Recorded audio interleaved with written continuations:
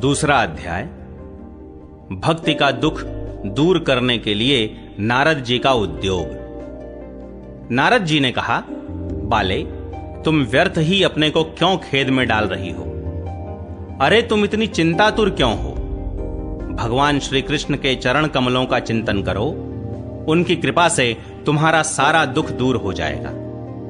जिन्होंने कौरवों के अत्याचार से द्रौपदी की रक्षा की थी और गोप सुंदरियों को सनाथ किया था, वे श्री कृष्ण कहीं चले थोड़े ही गए हैं। फिर तुम तो भक्ति हो और सदा उन्हें प्राणों से भी प्यारी हो।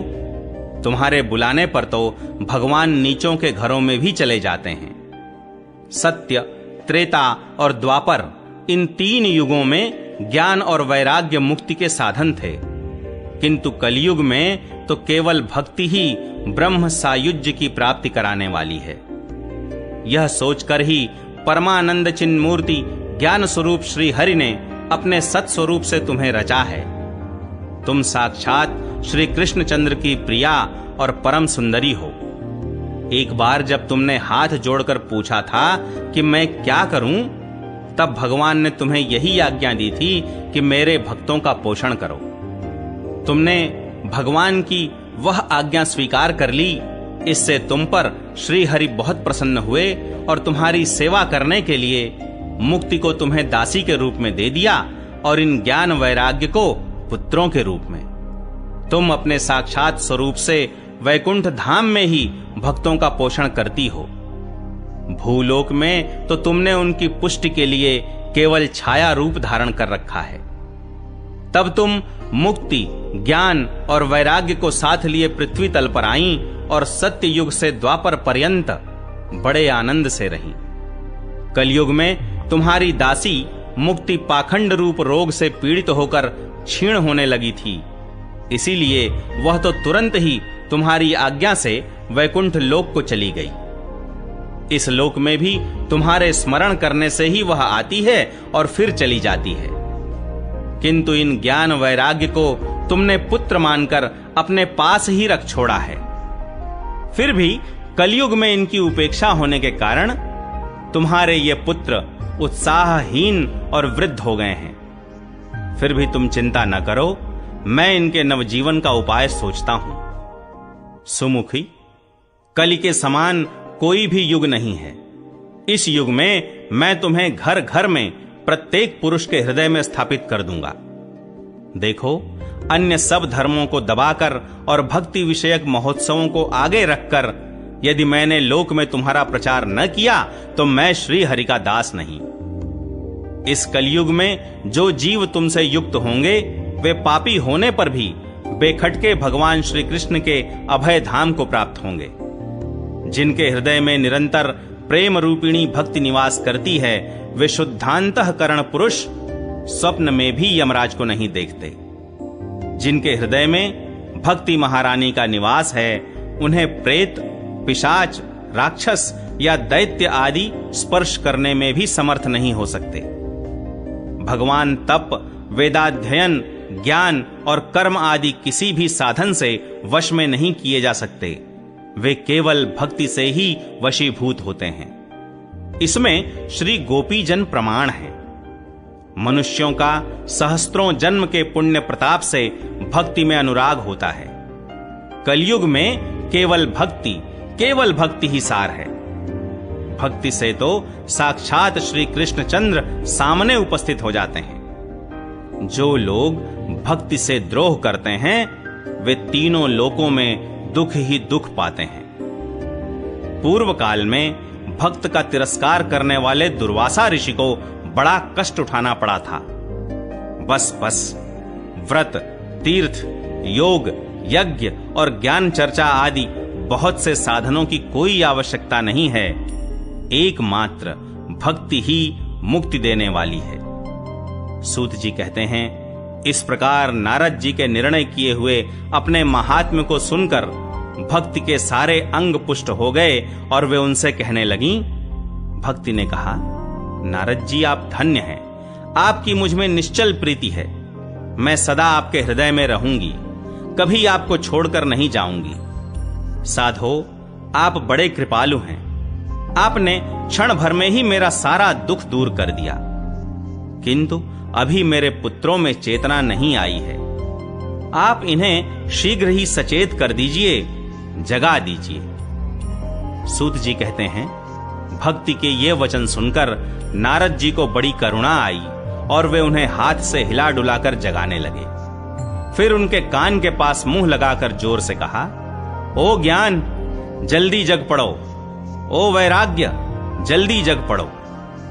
फिर उन्होंने वेद ध्वनि, वेदांत घोष और बार बार गीता पाठ करके उन्हें जगाया। इससे वे जैसे तैसे बहुत जोर लगाकर उठे, किंतु आलस्य के कारण वे दोनों जम्भाई लेते रहे, नेत्र उघाड़कर देख भी नहीं सके।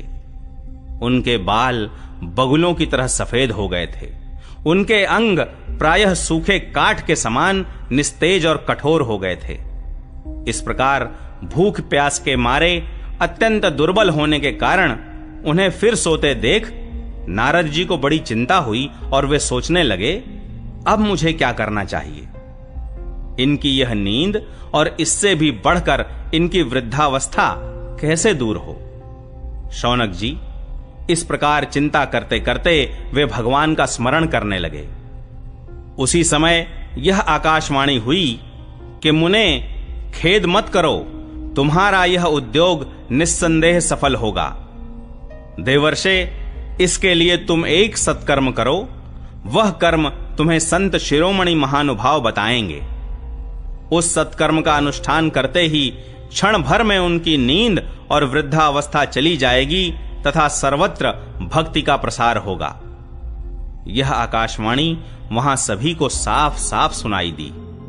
इससे नारद जी को बड़ा विस्मय हुआ और वे कहने लगे, मुझे तो इसका कुछ आशय समझ में नहीं आया। नारद जी बोले, इस आकाशवाणी ने भी गुप्त रूप में ही बात कही है। यह नहीं बताया कि वह कौन सा साधन किया जाए जिससे इनका कार्य सिद्ध हो।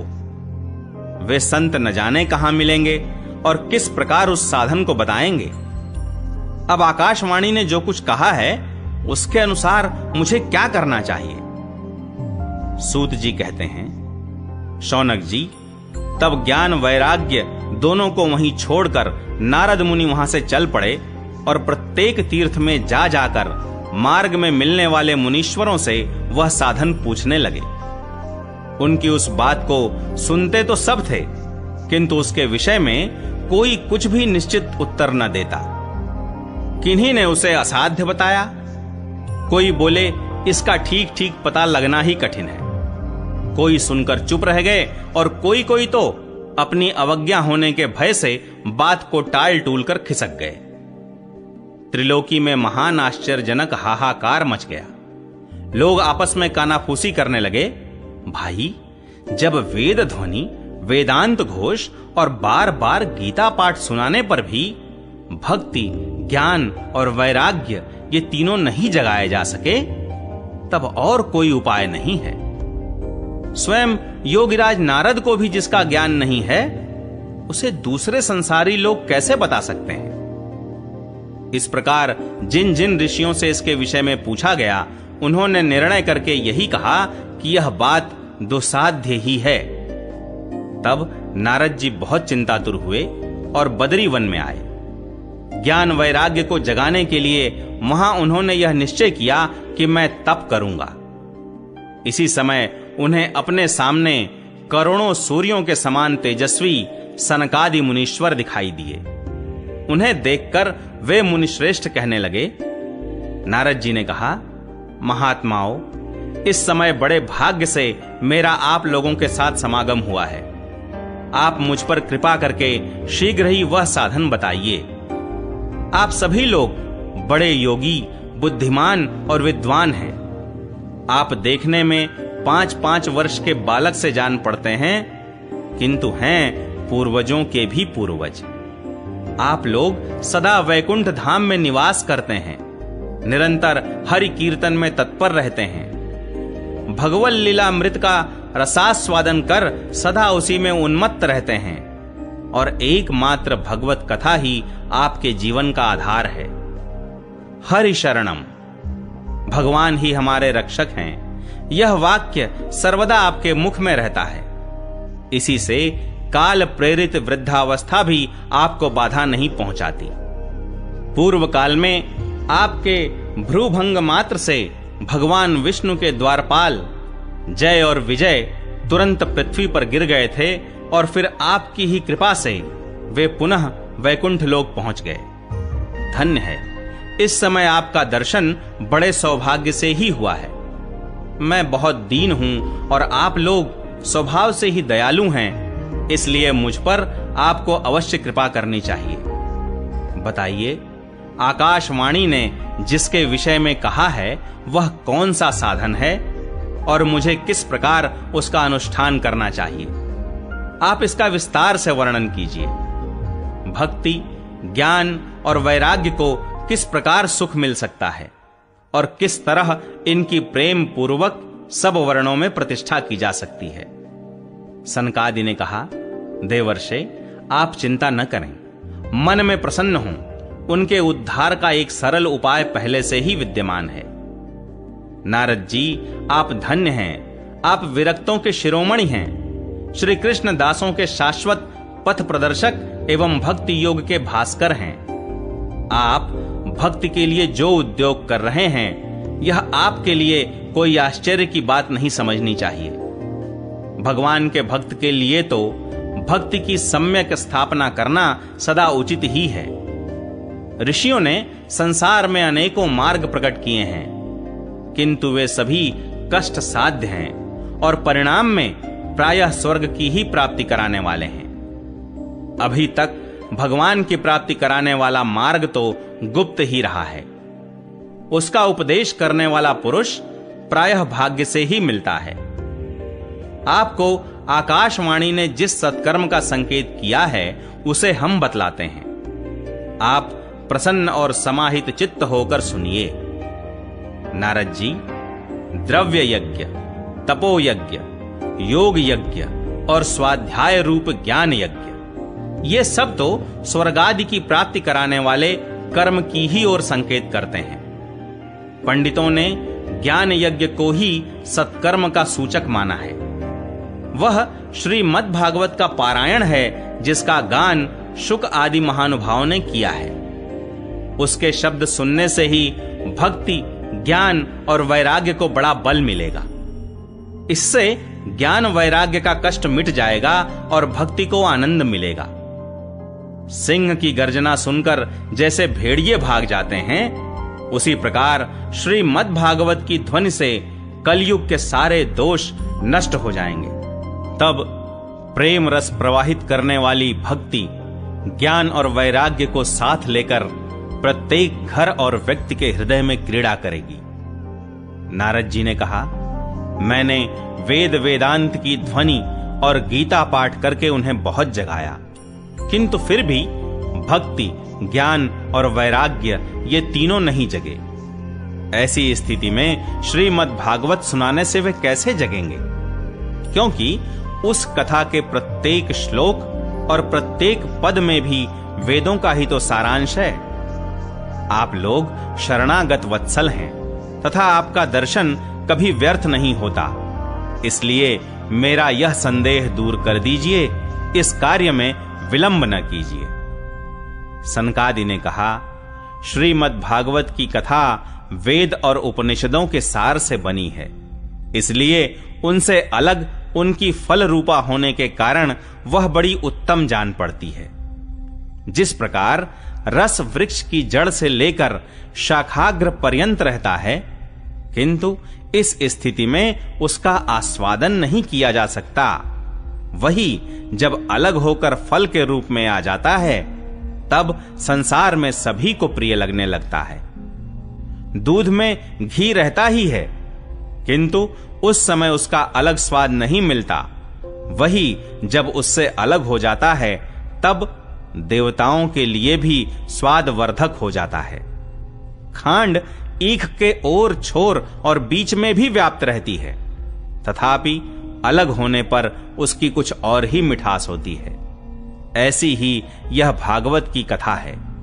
यह भागवत पुराण वेदों के समान है। श्री व्यास देव ने इसे भक्ति, ज्ञान और वैराग्य की स्थापना के लिए प्रकाशित किया है। पूर्व काल में जिस समय वेद वेदांत के पारगामी और गीता की भी रचना करने वाले भगवान व्यासदेव खिन्न होकर अज्ञान समुद्र में गोते खा रहे थे, उस समय आपने ही उन्हें 4 श्लोकों में इसका उपदेश किया था। उसे सुनते ही उनकी सारी चिंता दूर हो गई थी। फिर इसमें आपको आश्चर्य क्यों हो रहा है जो आप हमसे प्रश्न कर रहे हैं? आपको उन्हें शोक और दुख का विनाश करने वाला श्रीमद् भागवत पुराण ही सुनाना चाहिए। नारद जी ने कहा, महानुभाव, आपका दर्शन जीव के संपूर्ण पापों को तत्काल नष्ट कर देता है और जो संसार दुख रूप दावानल से तपे हुए हैं उन पर शीघ्र ही शांति की वर्षा करता है।